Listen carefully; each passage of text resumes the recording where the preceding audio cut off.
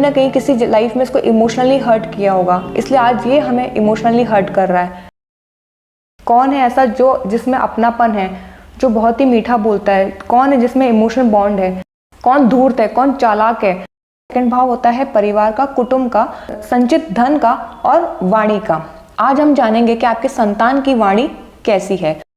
अब आप बोलेंगे ये तो बहुत ही सिंपल है, वो तो इसके लिए कुंडली क्या देखना, ये तो बात करने के तरीके से ही पता चल जाएगा। अगर ऐसा है तो परिवार वाले अपने ही घर के सदस्य को क्यों नहीं समझ पाते हैं? उनके बीच में मिसअंडरस्टैंडिंग ही क्यों होती हैं? और अपने ही परिवार वालों की बातें हमें चुभने क्यों लगती हैं? वाकई में आपको सच और झूठ का भेद पता करना हो तो इस वीडियो के माध्यम से आप चीज़ों को समझ सकेंगे, स्वयं को भी और अपने परिवार वालों को भी समझ सकेंगे। हमें उस पर कितना ट्रस्ट करना चाहिए, उसके निर्णयों पे, उसके फैसलों पे हमें कितना उसका साथ देना चाहिए। कहते हैं कि ज्ञान हर उलझी हुई चीज़ को सुलझा सकता है। जो अच्छे ग्रह लेके आई है संतान, वो आपके अच्छे कहीं ना कहीं पुण्यों का फल है। मैं हर चीज़ को बहुत डिटेल में सीखती हूँ और कोशिश करती हूँ कि मैं इसको डिटेल में रिकॉर्ड करूँ, ताकि जो ज्ञान लेने के इच्छुक हों और जो ज्योतिष विद्या को जानने के इच्छुक हों, उनको ये चीज़ें गहराई तक समझ आ सके। मैं जानती हूँ कि मेरी वीडियो थोड़ी लंबी हो जाती हैं, बट मैं कोशिश करती हूँ कि मैं हर पॉइंट को इंक्लूड करूँ, जितना हो सके इन्फॉर्मेशन उस वीडियो में बता दूँ।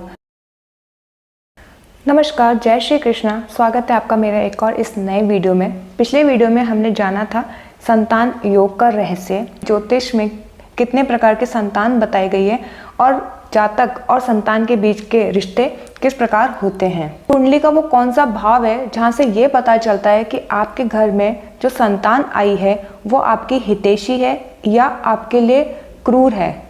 अब कई बार क्या होता है, इसमें एक और चीज़ होती है कि आपने देखा होगा परिवारों में अक्सर जो बच्चा अच्छा होता है, जो बच्चा परिवार का हितैषी होता है, लेकिन उसको परिवार वाले समझ नहीं पाते हैं। ये अक्सर हर घरों में ये होता है।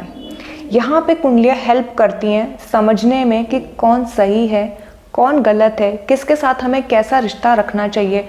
कहीं हम जाने अनजाने में सही इंसान के साथ गलत तो नहीं कर रहे, जाने अनजाने हम कहीं गलत बच्चे पे भरोसा तो नहीं कर रहे। ऐसे में हमको जीवन के अंतिम समय में जाके कभी इन बातों का रियलाइज़ होता है, अनुभव होता है कि हमने अच्छे बच्चे के साथ गलत कर दिया, जो कि हमको ऐसा नहीं करना चाहिए था। और फिर मनुष्य के पास इतना समय नहीं होता है कि वो अपनी गलतियों को सुधार सके, या कभी उस बच्चे से भी माफ़ी मांग सके, या कभी उस बच्चे को भी कह सके कि मेरे से गलती हो गई थी। तो समय रहते हुए अगर आप चीज़ों को समझना चाहते हैं तो आप इस वीडियो के माध्यम से समझ सकते हैं। कभी कभी हम भौतिक सांसारिक दुनिया में इतने उलझे हुए होते हैं कि हम अपने बच्चों को सही से समझ भी नहीं पाते हैं और उनके साथ हमारे रिश्ते खराब होना शुरू हो जाते हैं। समय एक ऐसी चीज़ है, ये नहीं कह सकते हैं कि सिर्फ माता पिता ही पहले जाएंगे, हो सकता है कभी बच्चा भी पहले चला जाए और फिर आपको बाद में रिग्रेट हो। और ये मैं क्यों बोल रही हूँ, जब आप वीडियो को पूरा देखेंगे तो आप समझ पाएंगे कि कैसे चीज़ें होती हैं और कैसे इन चीज़ों को समझा जाता है। अब आपको किसी की वॉइस टोन जाननी है, वॉइस पेस जानना हो कि वो जो बात कह रहा है कि उसकी बात पे मुझे विश्वास करना चाहिए क्या नहीं करना चाहिए, वो सही बोल रहा होगा या झूठ बोल रहा होगा, वो बहुत गुस्से में बोलता है, वो बहुत मधुर बोलता है, क्या वास्तव में ऐसा वो जो प्यार से बोल रहा है, क्या वास्तव में वो अच्छा बोल रहा है, क्या वास्तव में वो वैसा ही है जैसा वो बोल रहा है। इस तरह के जो क्वेश्चंस होते हैं ना, इस तरह की जो रहस्यमय बातें होती है, जो हम कभी कभी हमारे अंदर क्लैरिटी नहीं होती कि हम वास्तव में उसके बारे में जो सोच रहे हैं वैसा है कि नहीं, उस पर हमें ट्रस्ट करना चाहिए कि नहीं चाहिए, उसकी वाणी पे हमें ट्रस्ट करना चाहिए कि नहीं चाहिए, कि वो जो बोल रहा है वो सही बोल रहा है या नहीं बोल रहा है, उसमें कहीं झूठ तो नहीं है। कई बार लोग होते हैं कि मीठा बोलते हैं लेकिन अंदर ही अंदर षड्यंत्र करते हैं। अब कई बच्चे ऐसे होते भी हैं कि जो ऐसे होते हैं और माता पिता को उन पर ज़्यादा ट्रस्ट होता है, उनको लगता है कि वही सही बोल रहा है, वही हमारा हितैषी है। आज हम जानेंगे कि जातक परिवार के लिए हितैषी है या कोई कार्मिक ऋण लेके आया है। ये जानने के लिए हम सबसे पहले कुंडली का दूसरा भाव देखेंगे उस जातक की कुंडली में। अब ये जो कुंडलियाँ मैं बता रही हूँ, ये आपके परिवार के सदस्यों की कुंडली हो सकती है या आपके संतान की कुंडली हो सकती है। अब आपको अगर ये पता करना हो कि मेरी संतान मेरी हितैषी है या मेरी शत्रु है, या मेरे से क्रूर भाव रखेगी, या मेरे से कोई कार्मिक ऋण उसका है, ये सब पता चलता है दूसरे भाव से। दूसरे भाव से आपको उस संतान के बारे में काफ़ी चीज़ पता चलती है। सेकंड भाव को क्यों बोला? सेकंड भाव होता है परिवार का, कुटुंब का, संचित धन का और वाणी का। आज हम जानेंगे कि आपके संतान की वाणी कैसी है। अब आप बोलेंगे ये तो बहुत ही सिंपल है, वो तो इसके लिए कुंडली क्या देखना, ये तो बात करने के तरीके से ही पता चल जाएगा, इसमें हम कुंडली क्यों देखें? अगर ऐसा है तो परिवार वाले अपने ही घर के सदस्य को क्यों नहीं समझ पाते हैं? उनकी बातों का भावार्थ क्यों नहीं समझ पाते हैं? उनके बीच में मिसअंडरस्टैंडिंग्स ही क्यों होती हैं? और अपने ही परिवार वालों की बातें हमें चुभने क्यों लगती हैं? अपने ही परिवार वालों की बातों में हमें अपनापन फील क्यों नहीं होता? विरोधी, क्रूर, कठोर, शत्रु भाव, इस तरीके की भावनाओं की अनुभूति ही क्यों होती है? ऐसा क्यों होता है? क्या आपके पास इन सब सवालों के जवाब हैं? ज़्यादातर लोगों के पास इन सवालों के जवाब नहीं होंगे और आप सब भी इन्हीं सवालों में उलझे हुए होंगे। अब ऐसी जो चीज़ें होती जो स्पष्ट रूप से हमें समझ में नहीं आती और अगर हम उसको भौतिक स्तर पर भी देख रहे हैं तो हमें कभी कभी गलतफहमियां भी हो जाती हैं और हम सही से उन चीज़ों को समझ नहीं पाते हैं। लेकिन जो कुंडलियाँ होती हैं वो हर चीज़ को स्पष्ट रूप से सामने रख देती हैं। आज हम समझते हैं कि कैसे इन चीज़ों को समझा जाता है और अगर हमारा पैटर्न कहीं गलत है या हम अपनी सही संतान को गलत समझ रहे हैं, के लिए गलत भावना रख रहे हैं, तो हम इसे समय रहते हुए सही कर सकते हैं। और अगर कोई संतान हमारे वाकई में कार्मिक ऋण के रूप में आई है तो हमारा उसके साथ व्यवहार कैसा होना चाहिए, हमें उस पर कितना ट्रस्ट करना चाहिए, उसके निर्णयों पे, उसके फैसलों पे हमें कितना उसका साथ देना चाहिए, ये सब समझने के लिए कुंडलियाँ यहाँ पे हेल्प करती हैं। कुंडली का दूसरा भाव जातक का प्रारंभिक बचपन होता है, यानी कि जहाँ पे उसने अपना बचपन जिया होता है, उस परिवार का माहौल कैसा उसको मिला होता है, वहाँ सेकंड भाव से वो भी पता चल जाता है कि बहुत डिसिप्लिन वातावरण मिला है या बहुत इमोशनल वातावरण उसको मिला है कि एक भावनात्मक लगाव हो सबके बीच में उस बच्चे के प्रति भी, या उसको बहुत डिसिप्लिन में रखा गया हो, बहुत कठोरता के साथ रखा गया हो। ये सब भी कुंडली के सेकंड भाव से पता चल जाता है। कुंडलियाँ ये भी हेल्प करती हैं, कभी कभी आपको ये भी लगता है कि जब आप अपनी बात कहते हैं और आप बहुत होता है कि कई बार संतान बहुत इमोशनल होती है लेकिन परिवार वाले इतने इमोशनल नहीं होते हैं। अब ऐसे में क्या होता है कि जब संतान अपनी बात, दिल की बात खोल के रखती है कि ऐसा नहीं, ऐसा मुझे ऐसा फील हुआ, मुझे ऐसा बुरा लगा, लेकिन परिवार वालों की तरफ से वैसी प्रतिक्रिया नहीं होती है। परिवार वाले कई बार ये बोल देते हैं कि तुम बहुत ज़्यादा सोच रहे हो, तुम बहुत ज़्यादा ओवर थिंकिंग कर रहे हो, इतना मत सोचो, ऐसी कोई बात नहीं है। या फिर इतना बोल देंगे कि नहीं तुम तो बिल्कुल ही गलत सोच रहे हो, ऐसी तो कोई बात ही नहीं है, ये तो तुम्हारी मन की कहानियां हैं, तुम अपने मन से बोल रहे हो। ये जब सब चीज़ें जब सामने आती ना, तब इंसान को बुरा लगता है। और कि उस इंसान को पता हो कि उसने जो बात बोली है वो स्पष्ट बोली है, सही बोली है, फिर उसकी बातों को गलत क्यों लिया जा रहा है, उसके ही परिवार वाले उसकी बातों को क्यों नहीं समझ पा रहे हैं, उसके लिए ये मिसअंडरस्टैंडिंग क्यों है, वो उसके शब्दों का भावार्थ क्यों नहीं समझ पा रहे हैं, तब मन में ये सब विचार आते हैं और ये हर एक के मन में आते हैं। और मन भी दुखी होता है कि जिन्हें हम अपना परिवार समझते हैं, जिन्हें हम अपना समझते हैं, वो ही हमारी बात नहीं समझ पा रहे, तो फिर दुनिया में हमें कौन समझेगा। इस तरीके की भावनाएं भी बच्चे के मन में आती है और हर इंसान के मन में आती है। और कभी कभी तो अपनी कही हुई बात पे भी डाउट होने लगता है जब परिवार वाले उनकी बात नहीं समझ पाते। कभी कभी संतान को ये भी लगता है कि क्या वाकई में मैंने कोई गलत बात कह दी, क्या मुझे ये बात नहीं कहनी चाहिए थी, क्या मैं वाकई में इतना गलत हूँ। इस तरीके के डाउट अपने आप पे करने लग जाता है, जिससे उसका आत्मविश्वास कहीं ना कहीं डगमगाता है। लेकिन अगर वाकई में आपको सच और झूठ का भेद पता करना हो तो इस वीडियो के माध्यम से आप चीज़ों को समझ सकेंगे, स्वयं को भी और अपने परिवार वालों को भी समझ सकेंगे। कहते हैं कि ज्ञान हर उलझी हुई चीज़ को सुलझा सकता है।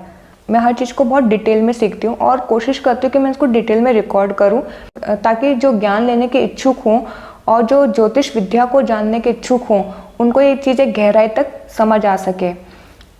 मैं जानती हूँ कि मेरी वीडियो थोड़ी लंबी हो जाती हैं, बट मैं कोशिश करती हूँ कि मैं हर पॉइंट को इंक्लूड करूँ, जितना हो सके इन्फॉर्मेशन उस वीडियो में बता दूँ। अब आपको यहाँ तक ये चीज़ समझ में आ गई होगी हम क्यों देख रहे हैं, किस लिए देख रहे हैं, और इससे जानने के बाद हमें क्या समझ में आएगा। यहाँ तक ये चीज़ें क्लियर हो गई हैं। अब हम ये समझेंगे सेकंड भाव में कौन सी राशि बैठी है और कौन सा ग्रह बैठा हुआ है, उस अकॉर्डिंग हम चीज़ों को समझेंगे। चंद्रमा जिसके भी सेकंड हाउस में बैठा हो, या तो उच्च का होता है वो वृषभ राशि में 2 नंबर की राशि में, और वो नीच का हो जाता है वृश्चिक राशि में यानी 8 नंबर की राशि में। और चंद्रमा की स्वग्रही राशि होती है कर्क राशि 4 नंबर की राशि। अब अगर चंद्रमा का प्लेसमेंट या तो उच्च का हो या स्वग्रही हो, ऐसी जो संतान होती है वो अपने परिवार को एक इमोशनल बॉन्ड देने आती है, भावनात्मक लगाव देगी। ऐसे बच्चों के आप देखेंगे कि आवाज़ बहुत मधुर, बहुत प्यारी, बहुत इमोशनल, बहुत अच्छी है, जिस मन को सुकून देने वाली, मन को शांत करने वाली, इस तरह का इनका वॉइस टोन होता है। चंद्रमा जिसका भी अच्छा है, ऐसे जातक को या ऐसी संतान, जातक बोलूँ तो आप खुद अपने आप से समझ जाइएगा। अगर मैं जातक बोलूँ तो आप फैमिली के किसी भी मेंबर से कनेक्ट कर सकते हैं। मैं संतान बोलूँ तो आप अपनी संतान से उसको कनेक्ट करके देख सकते हैं।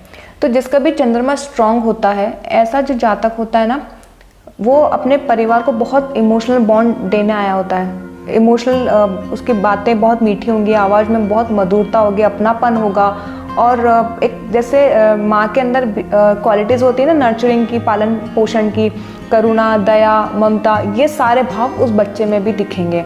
वो बच्चा अपनी फैमिली से बहुत अटैच्ड होगा, अपनी फैमिली के प्रति बहुत अपनापन, बहुत प्यार रखता होगा। इस तरीके की उसके अंदर क्वालिटीज़ होंगी।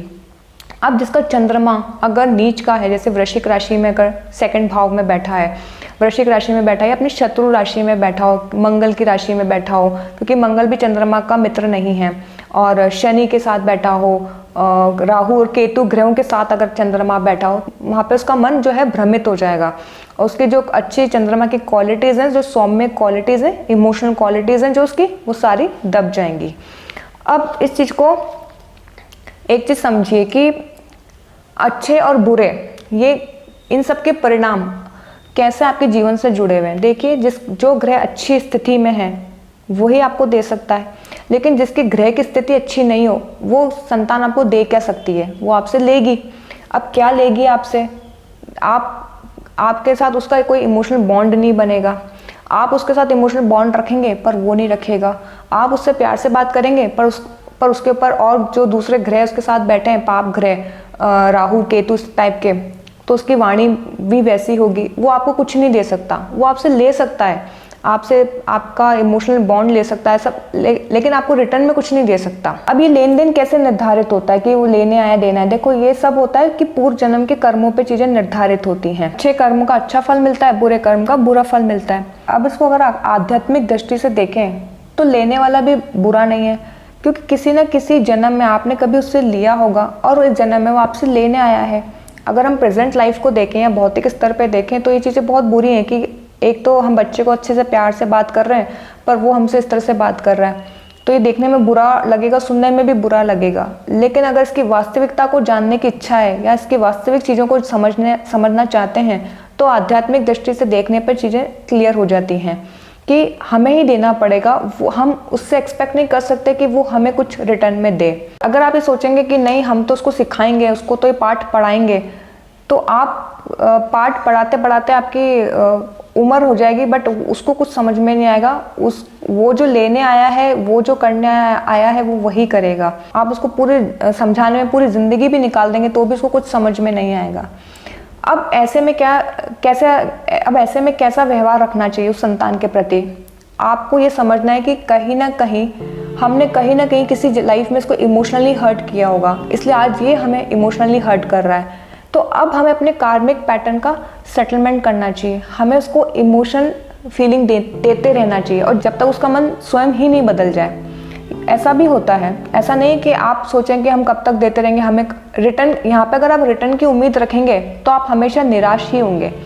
आप एक्सपेक्टेशन छोड़ के उसको दीजिए, आप देना शुरू करेंगे, ऑटोमेटिक एक समय आएगा जब उसको अपना आप ही समझ में आने लग जाएगा और उसका व्यवहार आपके प्रति बदलना शुरू हो जाएगा। इसमें पूरा समय भी लग सकता है, आपकी पूरी लाइफ भी लग सकती है। हो सकता है आपके जाने के बाद कभी उसको रियलाइज़ हो कि हाँ, मेरे माता पिता बहुत अच्छे थे, मैंने कितना बुरा व्यवहार किया फिर भी वो मेरे साथ अच्छा करते रहे। इस तरीके का उसका भाव हो सकता है, फिर बदल जाए। लेकिन आपका जो कर्तव्य एज अ पेरेंट, माता पिता होने के नाते, हर उस संतान के प्रति जो आपसे लेने आई है उसको आपको देना ही होगा, और आप दे के अपने कार्मिक पैटर्न का कहीं ना कहीं सेटलमेंट करते हैं। अगर आप लेने की इच्छा रखेंगे, एक्सपेक्टेशन लगाएंगे, तो नुकसान आपको होगा, दुखी आप ही होंगे और उसको कुछ फील नहीं होगा। उसको जब फील होना होगा वो तभी होगा जब उसका कार्मिक पैटर्न आपके साथ पूरा हो जाएगा। और जितना आप देते रहेंगे ना, तभी वो चीज़ें सेटल होती रहेंगी। तभी जब तक उसके वो पुराने जो पिछले जन्म के उसके जो घाव हैं वो तब तक भर नहीं जाएंगे ना, तब तक वो आपको इमोशनली हर्ट करता रहेगा। जब उसके घाव भर जाएंगे और तब वो आपको इमोशनली हर्ट करना बंद कर देगा। अब जिसकी जैसे कोई भी प्लैनेट है, जैसे कोई भी ग्रह, अगर वो बलवान स्थिति में है, जो बलवान स्थिति में होता है वही दे सकता है, जो कमज़ोर स्थिति में है वो नहीं दे सकता, वो सिर्फ लेने आया है। तो आपको उसको दे के अपना ऋण चुकाना चाहिए। और जो देने आया है उसके साथ आपका व्यवहार अच्छा होना चाहिए, ताकि अंतिम समय में आपको कभी भी इस बात का पछतावा नहीं हो कि मैंने अच्छी संतान के साथ बुरा कर दिया, जो मुझे देने आई थी मैंने उसी चीज़ को नहीं समझा। तो ये कुंडलियाँ इस तरह से बहुत हेल्प करती हैं हमें सही और गलत को सही गलत में से सही को चुनने में। और जो देने आया है वो तो प्लस में है ही है, लेकिन जो लेने आया उसको भी हम माइनस में नहीं समझेंगे। वो भी एक तरीका का ऋण है जो चुकाना होता है। अब ऐसा जो बच्चा होगा जिसका चंद्रमा वीक होगा ना, आप देखेंगे कि वो अकेले बैठा रहेगा, गुमसुम बैठा रहेगा, चुपचाप बैठा रहेगा, और कहीं ना कहीं उससे आपको मानसिक परेशानी आती रहेगी कि वो ऐसा क्यों है, सबके साथ घुलता मिलता क्यों नहीं है, किसी से बात क्यों नहीं करता, वो अकेला क्यों बैठा रहता है, उसका मन अपने आप में कुछ ना कुछ सोचता रहता है इस तरीके के, क्योंकि उसका मन भ्रमित है, क्योंकि उसका मन ग्रहों से पीड़ित है। तो वो कभी खुश रह ही नहीं पाएगा घर में, वो हमेशा दुखी ही रहेगा। तो ऐसे बच्चों को इंस्ट्रक्शन नहीं देना चाहिए, उनको समझना चाहिए, उनके अकेलेपन को समझना चाहिए, उनसे बात करनी चाहिए। ऐसे बच्चों की जो एनर्जी होती है उसको सही दिशा देनी बहुत ज़रूरी होती है, नहीं तो वो अपना मार्ग भटक सकते हैं, गलत रास्ता चुन सकते हैं अपने जीवन में। तो कोशिश करिएगा जिनका भी चंद्रमा वीक है उनको आध्यात्मिक दिशा ज़रूर देनी चाहिए, उन्हें ईश्वर से ज़रूर जोड़ना चाहिए, ताकि उनका जो मन है वो भ्रमित ना हो और वो किसी गलत काम में या गलत दिशा में ना जाए। ऐसे बच्चों के लिए आप सहायक बने, ना कि उनसे शिकायत करें। सहायक बन के अपने ऋण को चुकाएं, यही ज्योतिष शास्त्र कहता है।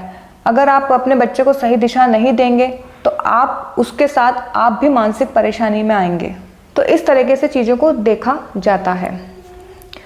और ज़्यादातर मैंने ये देखा है कि जिनके भी ग्रह अच्छे होते हैं, अक्सर परिवार वाले उनको समझ नहीं पाते, उन्हीं को गलत ठहराया जाता है, गलत समझा जाता है, और जीवन के काफ़ी अंतिम समय में जाके समझ में आता है कि हमने अच्छे के साथ गलत कर दिया और गलत के साथ ही बहुत अच्छा कर दिया।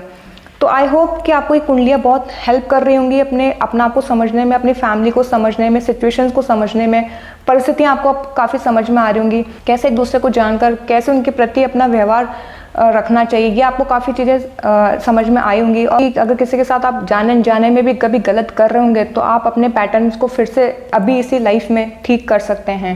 और जो आपसे लेने आया है उसको आपको देना ही पड़ेगा, उसमें आप कुछ भी नहीं कर सकते हैं। आप ये नहीं कर सकते हैं कि हम उस पर अपना शासन चलाएंगे या हम उसको कंट्रोल करेंगे, क्योंकि वो चीज़ आपके कंट्रोल से बाहर है।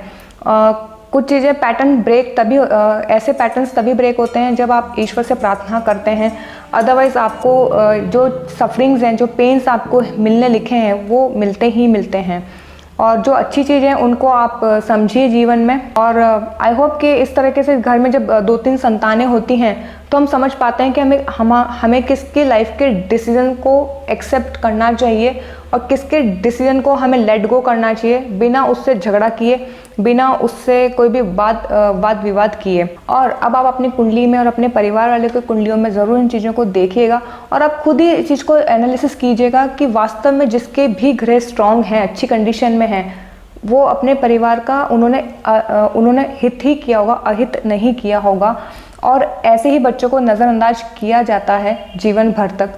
पर लेकिन ये ईश्वर की बनाई हुई दुनिया है, प्रकृति अपना न्याय अपने हिसाब से ज़रूर करती है, लेट ही सही, लेकिन कभी कभी माता पिताओं को अपने बच्चे समझ में आ जाते हैं। और कभी कभी अगर नहीं भी आते तो उनका कुछ उन संतान का कोई बुरा नहीं होता है, भगवान उनके लिए कोई ना कोई रास्ता ज़रूर निकालते ही हैं। आपको कहीं ना कहीं आपको ये चीज़ समझनी चाहिए, जैसे बुरे कर्मों का फल मिलता है उसी प्रकार अच्छे कर्मों का भी फल मिलता है।